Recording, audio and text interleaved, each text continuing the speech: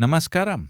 There comes a moment not of anger, not of vengeance, but of pure clarity. You see, a super empath is not someone who merely feels more. They are beings who see more, know more, and absorb more. They carry within them a sensitivity that touches the very nerves of life. They do not react from ego, they respond from deep presence, but even a reviewer, no matter how generous, knows when to change course. A narcissist, on the other hand, is not evil. No, they are simply entangled in a painful… They seek constantly to be filled from the outside because inside they are like a bottomless pit. Whatever you pour in, love, time, compassion, it just disappears. So the moment a super empath leaves a narcissist is not an explosion, it is an awake… It is like the lotus closing at night. Not out of fear, but because the sun has set. When the empath walks away, they do not walk with bitterness. They walk with the quiet power of someone who has returned to themselves, not to punish but to preserve, not to fight but to flow. That moment is sacred. It is not escape, it is elevation. Only when you are no longer chained by the need to be understood, to be appreciated, to be seen, do you finally see yourself. And that, my friends, is liberation. Empaths are often misunderstood as merely emotional people, soft-hearted, overly sensitive, too kind for their own good. But this is a shallow view. A true super empath is not just someone who feels emotions, they are someone who perceives energies. They read the unspoken language of a sigh, the tension behind a smile, the storm hiding in a pause. They are not only aware of what others feel, they are deeply in tune with what others hide. Their sensitivity is not a flaw, it is a finely tuned inner instrument of perception. Such perception, however, does not come cheaply. It comes from having walked through fires that didn't burn their skin but burned their illusions. An empath becomes what they are because life has stretched them emotionally, spiritually, and existentially. They are forged through suffering, but not broken by it. They know the shape of pain not because they read about it, but because they have held it in silence while others looked away. That is why they see what others miss. That is why their presence is not just comforting, it is transforming. It is transforming. In the presence of a narcissist, this deep perception becomes both a gift and a burden. The empath doesn't just hear the words being said, they feel the hunger behind them, the fear disguised as arrogance, the neediness masquerading as confidence. And because their nature is to heal, to comfort, to soothe, they stay, not because they are weak, but because they understand the wound. They feel the ache beneath the manipulation, they sense the child behind the cruelty. But in this sacred sensitivity, they often forget one thing. They are not responsible for everyone's healing. Empaths absorb, not by choice, but by nature. They walk into a room and know who is grieving, who is lying, who is lonely. They don't need explanations. They live in a silent awareness that speaks louder than words. This intuitive radar allows them to survive in chaotic spaces and even bring calm to others. But when this perception meets someone who exploits it, a narcissist, it becomes a loop. The empath understands, forgives, explains. The narcissist takes, drains, denies, and the empath keeps seeing, hoping, believing that their love will be enough to awaken the other. But this vision, the ability to see deeply, is not always a blessing. Sometimes it becomes a cage. Because when you see so clearly into another person's soul, you often miss the bruises forming on your own. The empath, in all their inner clarity, can forget to turn that gaze inward. They sense everyone else's pain but often disconnect from their own. And so they stay long after they should have left, not because they are blind, but because they see too much. Narcissists are often painted in harsh colors: selfish, manipulative, toxic. But these labels, though not entirely false, miss the essence of what truly drives a narcissist. Beneath the surface arrogance, beneath the control and need for validation, lies a being caught in a profound inner emptiness.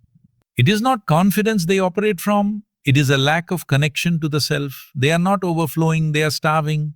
Every compliment, every ounce of admiration, every attempt to dominate, these are not signs of strength, they are signals of a deep, gnawing void. This void is not always born out of choice. It often arises from a childhood where love was conditional, where praise replaced presence, and where being seen was always tied to performance. The narcissist learns to build a false self, a mirror of what the world applaud. But because that image is not rooted in authenticity, it constantly needs maintenance. They begin to depend on others to prop it up. Without constant reflection from the outside, they begin to collapse on the inside. And so they manipulate, not always out of malice, but out of a desperate need to feel real, to feel significant, to feel enough. To the empath, this behavior may at first seem confusing. Why does someone who appears so confident need constant reassurance? Why does someone who claims to love also belittle, ignore, or punish? But the empath sees it. They feel the discrepancy between the surface and the soul.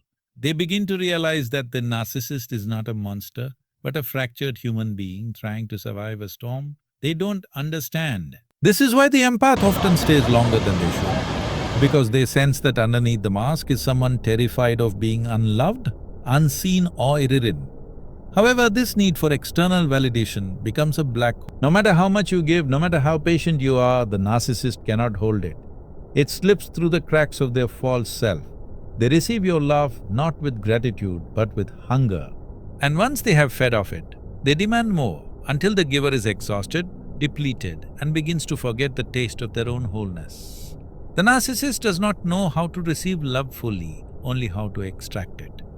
Because to receive love, one must first believe they are worthy of it. That is something the narcissist has never truly accepted. And yet they wear masks so convincingly. They smile in public, charm their way through rooms, often appear as leaders or lovers who seem larger than life. But in private, they are volatile, insecure, and chronically dissatisfied. Their inner world is built like a house of mirrors. Every reflection distorted, every surface fragile. When the empath meets them, they may mistake this instability for depth. They may confuse brokenness for complexity. But slowly, the empath comes to see the narcissist is not thriving. They are surviving desperately, endlessly, and always at someone else's expense. When a super empath finally decides to walk away from a narcissist, the world may expect a dramatic scene, a confrontation, a declaration, a final act of defiance. But that is not how it happens. The departure is rarely loud. It is not an act of ego. It is not an act of ego. It is not revenge. It is a release. The empath does not slam the door. They simply stop holding it open. And this silence is more powerful than any argument, more final than any scream.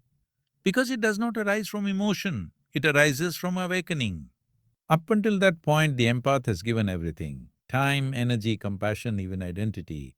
They have made themselves smaller so the narcissist can feel bigger. They have explained, consoled, forgiven, and endured. Not because they were naive, but because they hoped.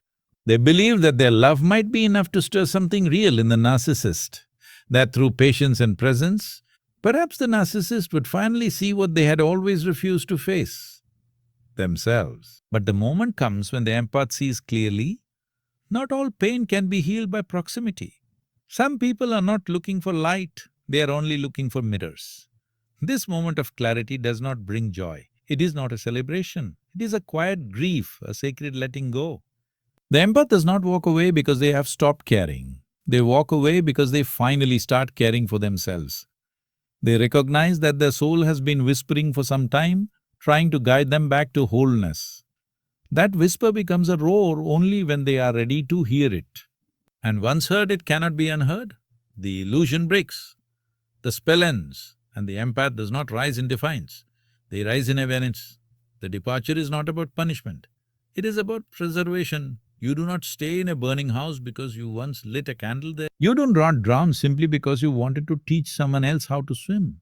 The empath realizes that their light is being used not to illuminate, but to cast shadows that make the narcissist feel taller. And so the walking away is not abandonment, it is liberation. It is the soul choosing freedom over familiarity, peace over potential, truth over trauma. And the moment this choice is made, a shift occurs, not in the narcissist but in the empath. It is as if 1,000 invisible chains dissolve at once. The body softens, the breath deepens. The spirit begins to return to itself. This is not about escaping someone, it is about reclaiming one's own center. It is about stepping out of the loop of proving, fixing, and hoping, and stepping into the stillness of one's own knowing. It is not an act of separation, it is an act of sacred return. To many who stand on the outside, the empath's exit from the relationship may look cold, perhaps even unfeeling. But one must understand, leaving is not an act of anger, it is not hatred, it is not vengeance. The empath does not walk away with fists clenched. They walk away with hands open, empty, but at peace. This is not a retreat born of resentment. It is a quiet withdrawal rooted in the wisdom that staying any longer would mean abandoning oneself. When love begins to harm the one who gives it, the highest form of care is to stop. Often the world confuses endurance with virtue. It teaches us that to stay, to suffer, to sacrifice is somehow noble. But there is a moment when the empath realizes that such sacrifice is no longer sacred, it is self-erasing. The empath has learned to hold space for everyone else and finally begins to understand the importance of holding space for themselves. They do not leave to create pain. They leave to stop absorbing pain that was never theirs to carry. It is not rejection. It is recognition of limits, of needs, of soul boundaries. There is no joy in this kind of goodbye. It is not a celebration of escape, it is a prayer whispered to the self. Enough, enough explaining, enough waiting, enough bleeding inside. When the empath leaves, they do so with reverence for the journey, for the lessons, even for the one who wounded them. There is no need to prove, to confront, to expose. The empath's walking away is not a display. It is a return to alignment, a tuning back to the frequency of truth they had silenced for too long. In that sacred moment, there is no war, there is only stillness. The empath has no desire to demonize the narcissist. They simply no longer wish to participate in the illusion. They no longer wish to be the one who balances the chaos, who justifies the coldness, who translates silence into love. They see now that their kindness has been misunderstood as permission. Their compassion has been mistaken for weakness, and their ability to hold pain has been exploited as a bottomless well. So they leave not to prove a point, but because they are done being a point to prove. This kind of departure requires great strength, not the brute force of ego, but the gentle power of awareness. They understand that seeking accountability from someone who refuses to take responsibility is like trying to draw water from an empty well. So they stop explaining, they stop defending, they stop begging to be seen. Not because they are giving up, but because they finally see themselves with clear eyes. Detachment in this context is not coldness. It is not indifference, it is the deep, mature wisdom that says, I can care, but I no longer need to carry. The empath detaches not from love, but from the illusion that love alone can heal someone who refuses to meet themselves. There is immense power in this form of release. It is not about rejection, it is about reclamation. The empath chooses silence over shouting, distance over drama, peace over being proven right. And in doing so, they step into a deeper dimension of their own being. It is important to understand this is not weakness. To walk away quietly from someone who once consumed your every thought, every breath, every heartbeat, that is a kind of bravery the world often overlooks. The narcissist thrives on reaction. They feed off control, chaos, and confusion. So when the empath offers none of these, when they walk away with softness instead of spite, it confuses the narcissist, but it liberates the empath. That moment of peaceful detachment is not defeat, it is freedom. And in this sacred act of detachment, something profound happens. The empath no longer needs to be right. They no longer crave closure. They do not search for an apology or wish to be understood. They simply withdraw their energy, like the sun setting behind a mountain, not because it was chased away, but because its time in that sky had passed. The empath's light does not go out, it just stops shining where it is not honored. After the empath has left, there is a strange and quiet emptiness, not outside, but within. One might imagine this as relief, as celebration. But for the empath, it is more complex. You see, their heart is not wired for abandonment. It is woven with connection. Even when that connection was built on imbalance, it was real to them. They loved not conditionally, but completely. So when they walk away, they do not leave with hatred in their heart. They leave with a silent mourning, not just for the other person, but for the version of themselves that tried so hard to make it work. In this space of stillness, the empath does not rush to fill the void.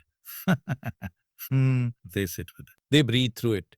There is grief here, not for the narcissist necessarily, but for the lost years, the lost energy, the fragments of themselves they handed over piece by piece. This grief is sacred. It is not a weakness. It is the soul reorganizing itself after a long exile.